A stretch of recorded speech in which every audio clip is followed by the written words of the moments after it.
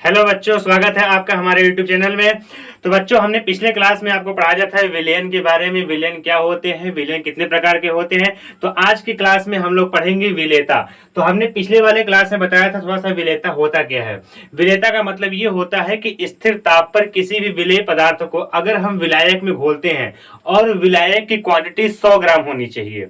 विलायक की क्वांटिटी को फिक्स करना है और उसके विलेय पदार्थ को घोलना है। तो वो विलायक जितने विलेय पदार्थ को घोल सकता है उसे कहते हैं विलेयता।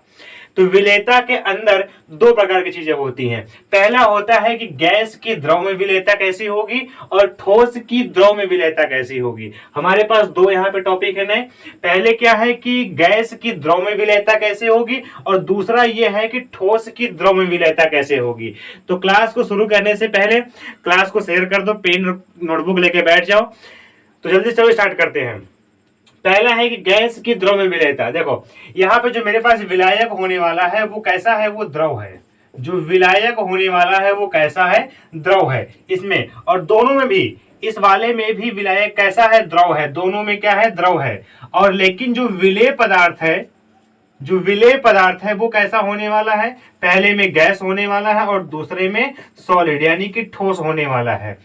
तो विलेय और विलायक को जब मिलाएंगे तो क्या बनता है, विलेन बनता है। ये तो पता ही है, ठीक है। तो अब हम जो विलेय पदार्थ है वो गैस अवस्था में है और दूसरे में क्या है कि विलेय पदार्थ ठोस अवस्था में है, लेकिन विलायक पदार्थ नहीं बदल रहा है, वो कैसा है, द्रव अवस्था में ही है। ठीक, तो गैस को विलायक में मिलाएंगे यानी कि गैस को किसमें, द्रव में मिलाएंगे, तब कैसा विलेन बनेगा। ठोस को द्रव में मिलाएंगे तब कैसा विलेन बनेगा। तो आज की क्लास में बस इसी को जानना है। तो चलो इसको फटाफट से स्टार्ट करते हैं। देखिए यहाँ पे है क्या कि गैस की द्रव में विलेयता। गैस, जो विलेय पदार्थ है वो कैसा है, वो गैस है। वो कैसा है, वो गैस है। और जो विलायक पदार्थ है वो कैसा है, वो द्रव है। वो द्रव अवस्था में है। एक गैस अवस्था में और ये कैसा है, द्रव अवस्था में है। गैस अवस्था को द्रव में घोलना है, गैस पदार्थ को द्रव में घोलना है और उसके बाद बनाना है विलयन। हमें विलयन से कोई लेना देना नहीं है, इससे कोई मतलब नहीं है। मतलब किससे है कि गैस इस द्रव में किस तरीके से घुलेगा, जब घुलेगा तो हमारे इन्वायरमेंट पे क्या प्रभाव पड़ेगा, वहां पे अलग अलग कंडीशन क्या होंगे, बस इसी को जानना है। देखिए जो गैस होता है, हमारे वायुमंडल में अलग अनेक प्रकार की गैसें होती हैं, कई अलग अलग प्रकार की गैसें होती हैं।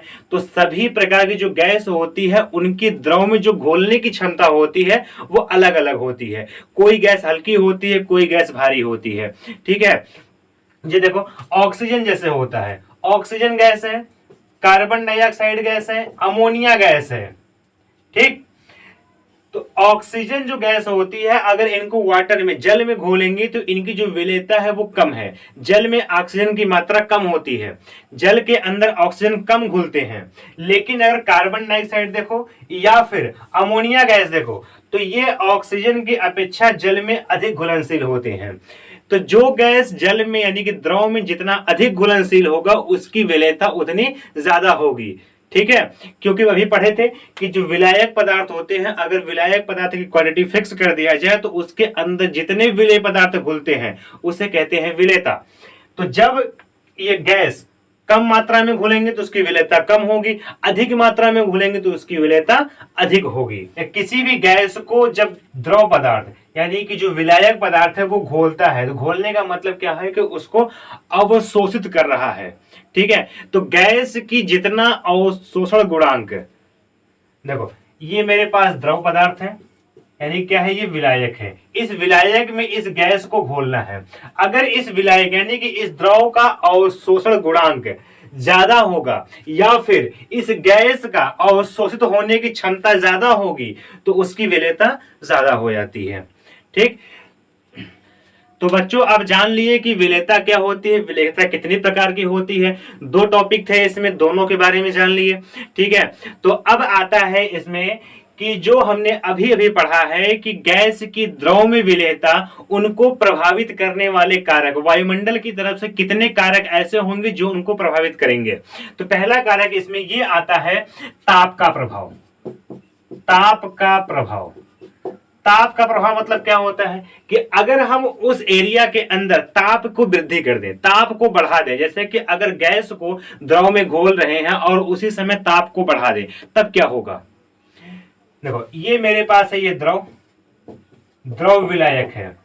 इस द्रव विलायक में हम गैस को घोल रहे हैं, ठीक है, गैस को घोल रहे हैं। जब जैसे ही गैस को घोल रहे हैं, नीचे से इनके पास क्या हो रही है, ताप को, ताप यानी कि टेम्परेचर को बढ़ा दिया हमने। जब ताप को बढ़ा दिया तो जो गैस के अणु थे, जो गैस के अणु थे वो ऑटोमेटिक क्या होंगे, उनकी एनर्जी बढ़ जाएगी, उनकी ऊर्जा बढ़ जाएगी और वो क्या होंगे, ये इनमें घुलने के बजाय वो कहां हो जाएंगे, वो बाहर चले जाएंगे। तो जब ताप का प्रभाव बढ़ाएंगे, जब ताप की वृद्धि करेंगे तो विलेयता कम हो जाती है, किसकी, गैस की द्रव में। ठीक है, इतनी बात समझ में आ गई। देखो जब ताप को बढ़ाएंगे तो इनकी विलेयता क्या होगी, कम होगी। ये पहला कारक था। दूसरा कारक क्या है, दूसरा कारक क्या है, दूसरा ये है कि विलेय की प्रकृति, विलेय की प्रकृति। विलेय पदार्थ क्या है, विलेय पदार्थ मेरा गैस है। गैस की प्रकृति कैसी होगी, देखो जो गैस है, अगर वो गैस पोलर है, कैसा है, पोलर है, यानी कि ध्रुवीय है, ध्रुवीय है। अगर ये गैस ध्रुवीय है तो वो ध्रुवी को खोजेगा, यानी कि वो पोलर को ही खोजेगा, तो वो ध्रुवीय विलायक में घुलेगा, वो ध्रुवीय विलायक में घुलेगा। लेकिन अगर ये कैसा है, अध्रुवी है, कैसा है, ये अध्रुवी है, तो ये अध्रुवी विलायक में घुलेगा। बात समझ में आई, ठीक। ध्रुवी गैस जो होगा वो ध्रुवी विलायक में घुलेगा और अध्रुवी गैस जो होगा वो अध्रुवी विलायक में घुलेगा। ये हो गई विलेय की प्रकृति। तीसरे नंबर पे आता है विलायक की प्रकृति। विलायक की प्रकृति, विलायक की प्रकृति में क्या होता है, देखो विलायक की प्रकृति कैसी होनी चाहिए।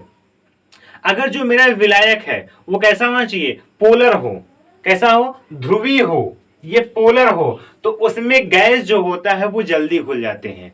वो गैस कैसे होंगे, जल्दी घुल जाएंगे। या फिर जो गैस घुल रहे हैं वो उस विलायक के साथ में, यानी कि उस द्रव के साथ में घुल करके यौगिक का निर्माण करते हैं, तब वो गैस जो होगा वो जल्दी घुलेगा। यानी कि वो जो विलायक होगा वो गैस को अपने अंदर जल्दी से विलय करेगा, तब वहां पे विलेयता बढ़ जाती है। नेक्स्ट नंबर पे आता है दाब का प्रभाव। दाब का प्रभाव, दाब का प्रभाव कैसे होगा, देखो जब गैस को उसके अंदर घोलेंगे तब उसके ऊपर दाब क्या कार्य करेगा।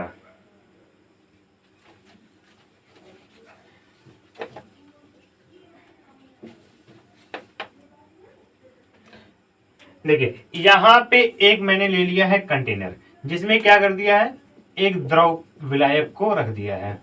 अब इस द्रव विलायक के ऊपर यहां पे कुछ गैस को हमने डाल दिया है।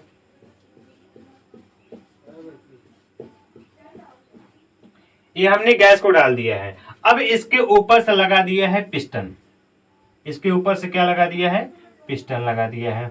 अब इस पिस्टन के ऊपर अगर हम दाब लगाते हैं, क्या लगाते हैं, दाब लगाते हैं, तो ये पिस्टन क्या करेगा, कंटेनर के ऊपर पिस्टन लगा दिया है और ऊपर इसके ऊपर दाब लगा रहे हैं। जब दाब लगाएंगे तो पिस्टन नीचे जाएगा। जब पिस्टन नीचे जाएगा तो जो इनका एरिया होगा वो एरिया कम होगा। गैस तो बाहर जा नहीं रही है, गैस उसी के अंदर है, तो ये गैस क्या करेगा, गैस इस द्रव के अंदर प्रवेश करने लगेगा, ऐसे एंटर करेगा। जब ये इसके अंदर एंटर करेगा और दाब लगाएंगे और अधिक घुलेगा। मतलब ये है कि जब दाब को लगाएंगे तो जो गैस है वो द्रव में अत्यधिक घुल जाएगा, जल्दी से घुलेगा, तब यहाँ पे विलेयता बढ़ जाती है। जब दाब लगाएंगे तो विलेयता भी क्या होगी, बढ़ेगी। दाब लगाएंगे तो विलेयता बढ़ जाएगी। इसी के अंदर एक और टॉपिक आता है ये कि पांचवा जो कारक होगा इनका, कि अगर उस विलयन के अंदर या फिर उस विलायक के अंदर, द्रव विलायक कौन सा है, द्रव विलायक है, अगर इस द्रव विलायक के अंदर अन्य प्रकार की गैसें पहले से ही उपस्थित हैं। अगर इस द्रव विलायक के अंदर अन्य प्रकार की गैसें पहले से ही उपस्थित हैं तब उनकी विलेयता क्या होगी। देखो जैसे ये मेरे पास एक द्रव विलायक है, इनके अंदर गैस पहले से उपस्थित है, जैसे कि कार्बन डाइऑक्साइड उपस्थित है, अमोनिया उपस्थित है, कुछ कार्बनिक जैसे कि अल्कोहल उपस्थित है, ठीक है, ऐसा कुछ उसके अंदर गैस उपस्थित है। तब क्या होगी, जब इसके अंदर पहले से ही गैस उपस्थित है तो ये पहले के अपेक्षा इनकी विलेयता क्या होगी, कम हो जाएगी। ठीक है, तो जब ये कंडीशन आएगा तो इनकी विलेयता कम हो जाएगी। ये तो थे इनके कुछ प्रभावित करने वाले कारक। अब इसी में एक नया वर्ड आता है कि अगर कंडीशन को चेंज कर दिया जाए, जैसे कि अगर दाब को अधिक न लगाया जाए, दाब कम लगाया जाए, ताप को भी अधिक कम न किया जाए, थोड़ा सा अधिक रहे, मीडियम में रहे, अगर बीच की अवस्था आती है तो वहां पे एक साइंटिस्ट आए थे जिन्होंने अपना लॉ दिया था, नियम दिया था, उन्हें कहते हैं हेनरी का नियम। हेनरी का नियम क्या होता है, देखो हेनरी जो थे उन्होंने यही कहा था, हेनरी का नियम, इनके अनुसार क्या होता है। देखो हम क्या पढ़ रहे हैं अभी कि द्रव के अंदर गैस को घोलना है। ये मेरे पास क्या है, द्रव है, इसके अंदर क्या घोलना है, गैस को घोलना है। ठीक है, देखो जब गैस को घोलेंगे इसके अंदर तो गैस की कुछ मात्रा होगी, गैस की कुछ मात्रा होगी, जो मात्रा हम घोल रहे हैं वो मात्रा क्या है, m है, वो मात्रा क्या है, m है। जब इस गैस को इस द्रव के अंदर घोलेंगे तो ये गैस जो है इस द्रव के सरफेस पे, इसके सतह पर कुछ ना कुछ दाब लगाएगा, कुछ ना कुछ दाब लगाएगा, तो वो दाब क्या है, P है, वो दाब क्या है, P है। तो हेनरी ने यही कहा था कि जब हम किसी गैस को द्रव विलायक में घोलते हैं तब उस गैस की मात्रा उसके द्वारा सतह पर लगाए गए दाब के समानुपाती होता है, समानुपाती होता है। तो m इक्वल्स टू क्या हो जाएगा, K एंड P। यहां पे K क्या है, K जो है वो समानुपाती स्थिरांक है जो कि मैटर नहीं करता है। ठीक है, ये बात समझ में आ गई। अब देखो इसमें, अब इसी में आता है एक डाल्टन का नियम। डाल्टन के अनुसार क्या होता है, जब हम गैस को घोलेंगे, जब हम गैस को घोलेंगे तो जो इनके ऊपर दाब लगाया है, आंशिक दाब लगाया है, यानी कि जो द्रव के सतह के ऊपर जो आंशिक दाब लगाया है वो किसके कारण लगा है, ये जो आंशिक दाब लग रहा है P, इस P को आंशिक दाब या दाब भी कह सकते हैं। तो ये दाब या आंशिक दाब लग रहा है वो किसके कारण लग रहा है, तो इस गैस की मात्रा के कारण लग रहा है। जितनी गैस की मात्रा होगी दबाव उतना ही अधिक होगा। ऐसे समझो कि अगर यही है इस कंटेनर के ऊपर, अगर यहाँ पे एक गैस के अणु आ रहे हैं और ये इसका सतह है द्रव का, बाद में दो और यहाँ पे अधिक बढ़ते जाए, ऐसे जब एक अणु आ रहे थे तो इतने एरिया में ही दबाव लग रहा था, लेकिन जब इनकी संख्या बढ़ा दी गई है तो इनके पूरे सतह के ऊपर दबाव लगेगा और ये कुछ ऐसे बन जाएंगे। इसका मतलब ये है कि जब संख्या को बढ़ाएंगे तो आंशिक दाब भी क्या होगा, बढ़ेगा। और जो गैस की मात्रा है उसे ही हम सांद्रता के टर्म में कहते हैं मोल प्रभाज। क्या कहते हैं, मोल प्रभाज। अभी ये आगे आएगा, अभी यहाँ पे नाम जान लो, आगे इसका यूज आएगा। ठीक है, तो जो इनका आंशिक दाब है डाल्टन के अनुसार, डाल्टन का क्या होता है कि जो इनका आंशिक दाब है ये इसके मोल प्रभाज को ऐसे एक्स या फिर काई से रिप्रेजेंट करते हैं। ठीक है, तो जो गैस का आंशिक दाब है वो इसके मोल प्रभाज, किसके मोल प्रभाज, गैस के मोल प्रभाज, किसके, गैस के मोल प्रभाज, गैस के मोल प्रभाज के अनुक्रमानुपाती होता है। ठीक है, तो P इक्वल्स टू क्या हो जाएगा, यहाँ पे KH और यहाँ पे ये गैस का मोल प्रभाज। ये KH क्या है, जो KH है वो है हेनरी स्थिरांक। हेनरी ने नियम दिया था तो इन्हीं का क्या आएगा, स्थिरांक आएगा। ये हेनरी का स्थिरांक हो गया। तो यही था हेनरी का नियम, एक छोटा सा इंपॉर्टेंट है, 2 नंबर का पूछ लेता है। ठीक है, अब देखो इस जो मेरे पास ये इक्वेशन बना है इससे एक चीज और निकलता है ये कि अगर हेनरी का जो हेनरी कांस्टेंट है, देखो हेनरी जो कांस्टेंट है ये स्थिर ताप पर डिपेंड करता है गैस की प्रकृति पे। अगर गैस की प्रकृति अलग अलग है तो हेनरी स्थिरांक का मान भी अलग अलग आता है। ठीक है, देखो यहाँ पे जो हेनरी स्थिरांक के एच है वो अलग अलग गैस के लिए इसकी वैल्यू अलग अलग हो जाती है। कैसे अलग अलग होगी? और एक चीज यहाँ पे और पी इक्वल्स टू क्या है, के एच, यहाँ पे गैस का मोल प्रभाज। यहां से गैस का मोल प्रभाज अगर निकालेंगे तो क्या बनेगा, P अपान क्या हो जाएगा, नीचे आ जाएगा इसके, तो के एच। P क्या है, आंशिक दाब। अगर दाब को भी स्थिर कर दिया जाए, ताप तो स्थिर था पहले से ही, अगर हम यहाँ पे दाब को भी स्थिर कर दें तो P हट जाएगा, तो जो मोल प्रभाज होगा वो इस हेनरी स्थिरांक की व्युत्क्रमानुपाती हो जाता है। इसका मतलब ये है कि अगर मोल प्रभाज को बढ़ाएंगे तो हेनरी का जो स्थिरांक है वो कम हो जाएगा, हेनरी स्थिरांक का मान कम होगा। यानी कि अगर द्रव विलायक में जो गैस विलय की मात्रा है, अगर उसको अधिक मात्रा में घोलेंगे, जितना ज्यादा घोलेंगे उतना ही हेनरी स्थिरांक का मान कम होता जाएगा। इतनी बात समझ में आ गई? ये छोटा सा टॉपिक था। हाँ, यहाँ पे एक चीज और कि इस जो ये मेरा इक्वेशन बना हुआ है, जो ये समीकरण बना हुआ है, इसके अकॉर्डिंग हम एक ग्राफ बना सकते हैं। आप देखो यहाँ पे इस समीकरण के अकॉर्डिंग ग्राफ कैसे बनाएंगे, ग्राफ बनाना जरूरी होता है। ठीक है, देखो P क्या है, आंशिक दाब, और ये X क्या है, गैस का मोल प्रभाज। यहाँ पे X लिखते हैं, गैस का मोल प्रभाज। ठीक, और ये P क्या है, ये आंशिक दाब है, किसका, गैस द्वारा सतह पर लगाया गया दाब। और KH क्या है, हेनरी स्थिरांक है, जो कि रिप्रेजेंट नहीं करेंगे।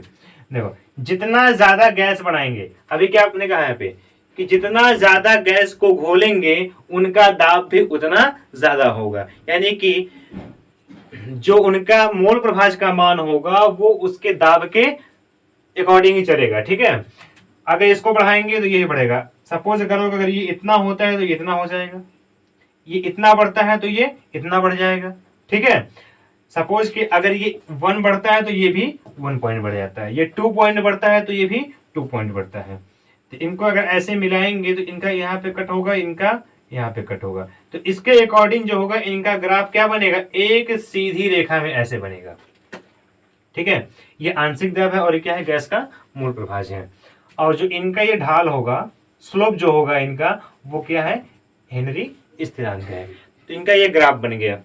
ठीक है, तो हेनरी की जो नियम था ये तो हर जगह लागू होगा नहीं, कहीं कहीं क्या होगा, ये कम हो जाएगा, कहीं कहीं ये ज्यादा वर्क करेगा। तो इनका जो लिमिटेशन है, इनकी जो सीमाएं हैं वो क्या क्या होंगी, हेनरी कहां कहां वर्क करेगा, इनका नियम देखो। पहला ये होता है कि जो अगर दाब को अधिक ना लगाया जाए, दाब को कम लगाया जाए, तब हेनरी का नियम काम करेगा। दूसरा होता है कि ताप को कम न किया जाए, मतलब बहुत ही ज्यादा कम न किया जाए, इतना कम न किया जाए कि वो जो गैस है वो ठोस अवस्था में आ जाए। ठीक है, तो ताप को ज्यादा भी कम नहीं करना है। तो इस कंडीशन में ये हेनरी का नियम कार्य करेगा। ठीक है, तीसरा ये होता है कि जो हमारा गैस है, जो गैस के अणु है, देखो जिस गैस को हमने घोला है उस जो गैस का अणु है वो गैस अवस्था में और द्रव अवस्था में समान होने चाहिए, ना छोटे हो ना ही वो बड़े हो। ठीक है, तो ये इनके कुछ सीमाएं थी। अब इनका अनुप्रयोग भी आता है कि इनका अनुप्रयोग भी देख लो। इनका अनुप्रयोग कहाँ होता है, यूज। ठीक है, एप्लीकेशन, इनका यूज कहाँ होता है, इनका अनुप्रयोग कहाँ है, ये कहाँ कहाँ वर्क करते हैं। ठीक है, देखो जैसे कि अगर कोई जो गोताखोर होता है जो समुद्र में जाता है नीचे, जब वो नीचे जाएगा तो वहां पे उसका दबाव अधिक होगा, पानी का दबाव अधिक लग जाएगा, तो जो उनका ब्लड प्रेशर होता है वो रुक जाता है। तो उस ब्लड प्रेशर को कंट्रोल करने के लिए इसका यूज किया जाता है, किसका, हेनरी का नियम।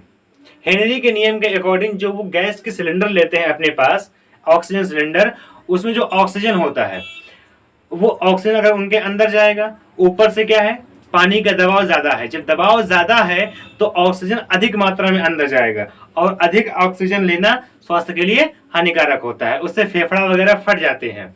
तो इसके कारण से उस ऑक्सीजन के अंदर कुछ अक्रिय गैसें मिलाई जाती है जैसे कि हीलियम और नियान, तो जिसके कारण से उनकी जो विलेयता होती है वो कम हो जाती है और वो मरने से बच जाते हैं। दूसरा ये होता है कि जो आप लोग कोल्ड ड्रिंक पीते हो, ठीक है, जो कोल्ड ड्रिंक पीते हो उस कोल्ड ड्रिंक के अंदर कार्बन डाइऑक्साइड गैस मिली होती है, तो वो जो कार्बन डाइऑक्साइड गैस मिली होती है वो उसमें आसानी से घुलते नहीं है। उनको घोलने के लिए हेनरी का रूल, वहां पे हेनरी के नियम का प्रयोग किया जाता है और जिसके कारण से उनको उच्च दाब पर भरा जाता है जिससे कि खोलने पर वो बाहर निकल जाते हैं। तो एक यहाँ पे हो गया। और तीसरा ये होता है कि जब पहाड़ों पे जाओगे तो वहां पे ऑक्सीजन कम हो जाएगा, तो उस ऑक्सीजन को बनाए रखने के लिए भी हेनरी का नियम का यूज किया जाता है। ये तो हो गए आपके गैस का द्रव में विलेयता, पहला टॉपिक खत्म हो गया। दूसरा क्या था? दूसरा ये था कि ठोस का द्रव में विलेयता। अब ठोस पदार्थ को द्रव में कैसे विलय करेंगे?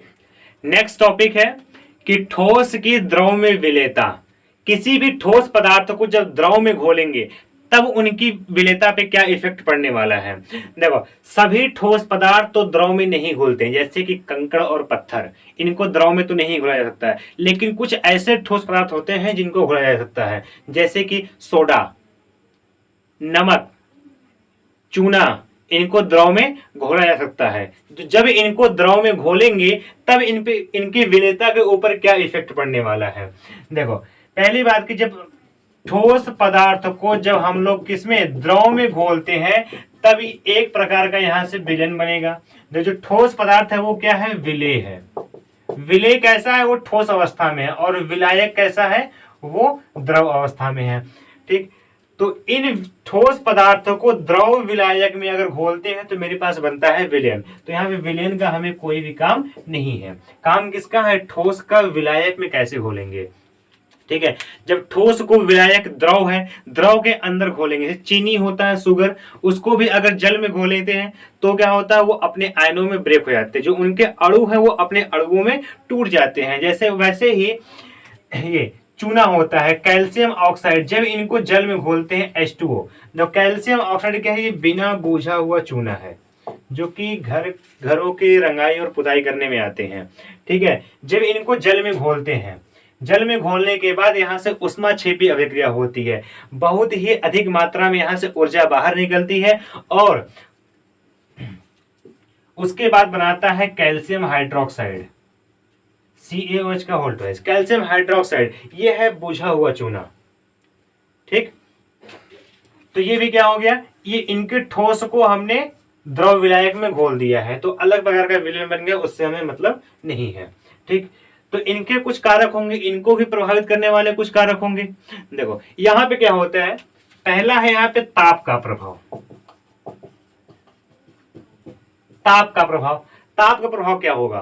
देखो, जब गैस वाले में देखे थे, जब गैस को द्रव में घोले थे तो वहां पे ताप का प्रभाव जब यूज किए थे, जब वहां पे ताप की वृद्धि किए थे तो वहां पे विलेयता घट गई थी। लेकिन यहाँ ऐसा नहीं होगा, यहाँ पे जब ताप को बढ़ाएंगे तो इनकी विलेयता बढ़ जाएगी। ऐसा इसलिए होगा कि जो ठोस पदार्थ है, अगर उनको हम लोग ताप देंगे, उनको गर्म करेंगे, तो उनके जो अणु है वो आसानी से टूट जाएंगे, और जिससे कि वो जल में जल्दी से, यानी कि जो द्रव है उसमें जल्दी से घुल जाएंगे।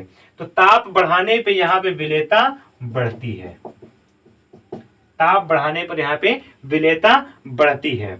और दूसरा यहाँ पे है कि विलेय और विलायक की प्रकृति, विलेय और विलायक की प्रकृति। तो विलेय और विलायक की प्रकृति कैसी होनी चाहिए? विलेय ऐसा हो जो अपने आयनों में टूट जाए, वही विलायक में घुलेगा। यानी कि जो विलेय और विलायक है, अगर वो दोनों पोलर हैं तो आसानी से घुल जाएंगे, और नॉन पोलर है तो आसानी से नहीं घुलेंगे, यानी कि ध्रुवीय और अध्रुवीय है। तीसरा है दाब का प्रभाव। तीसरा क्या है? दाब का प्रभाव।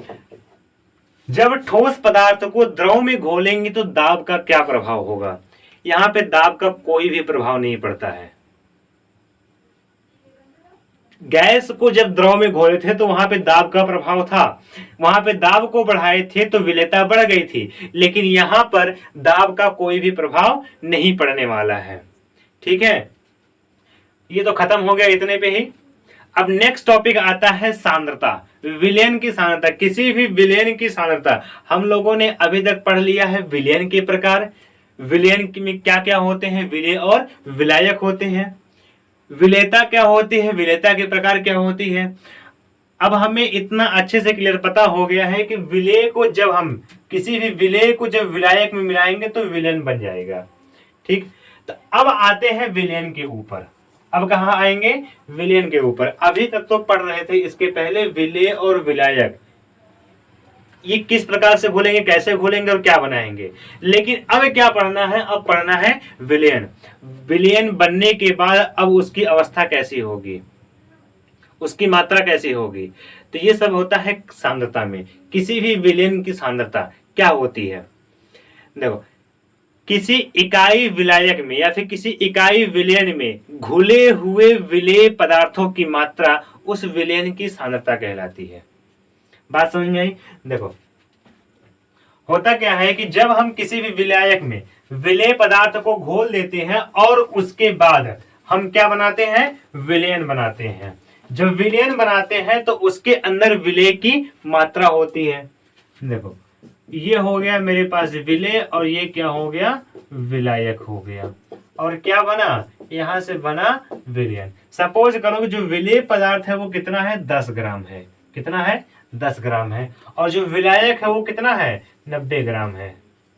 वो कितना है, 90 ग्राम है। जब इन दोनों को मिलाएंगे तो कितना बनेगा, 100 ग्राम का एक विलयन बनेगा।